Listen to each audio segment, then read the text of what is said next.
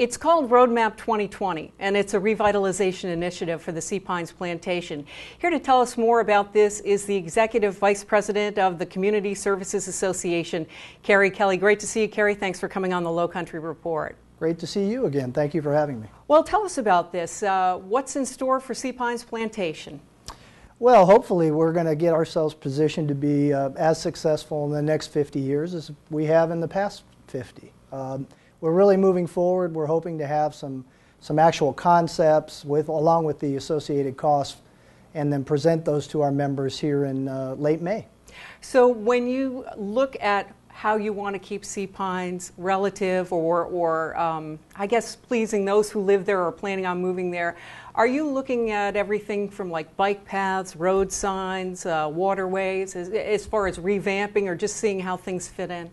We're looking at everything, not only how they fit in, but how we can improve them, how we can position them to be, essentially to be in the present tense, and to position them so that they can adapt to all the changes that seem to be coming down every day in the future.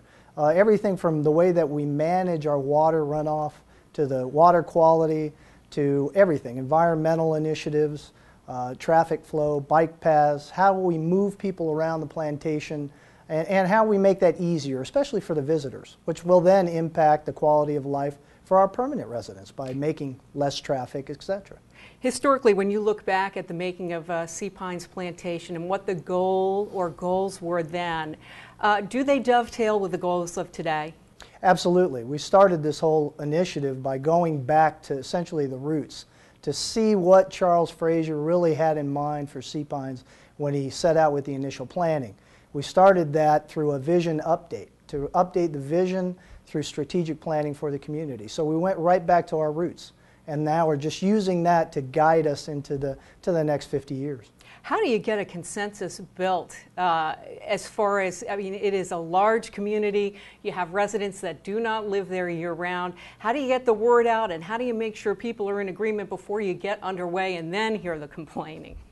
Well, actually, we've been using every means available to engage them, whether it's email, to the website. Now we're on Facebook. We're using the TV programs like yours. We're trying every means available. Our newsletter.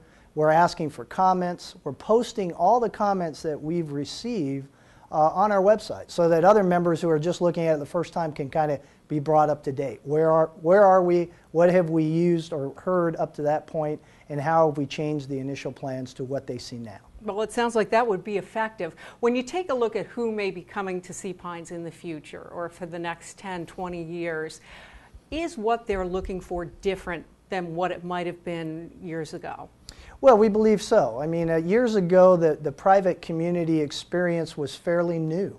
That was a new thing. I mean, Charles Fraser and Sea Pines, they were the first to think of that concept with land use covenants. So now what you've seen nationwide is over 300,000 private communities in the nation at this point. So what we've got to do is provide something that's head and shoulders above our competition. Let me ask you this. Hilton Head Island itself is dealing with the issue of revitalization and how best to do that. Do you see Sea Pines mirroring rather what Hilton Head Island is looking at, or vice versa? Well, actually, we hope to be leading it. That's why we're out of the gate. They had the mayor's task force that made some recommendations on how the town could take some of the same actions that we're talking about. We're actually moving forward. We're hoping to get this in place by the end of the year so we can start implementing next year. Well, Cary Kelley, I want to thank you for coming on the Lowcountry Report. Before we let you go, any final thought? No, just wish us success. We're trying real hard, and I appreciate you bringing me in this afternoon. Thank you.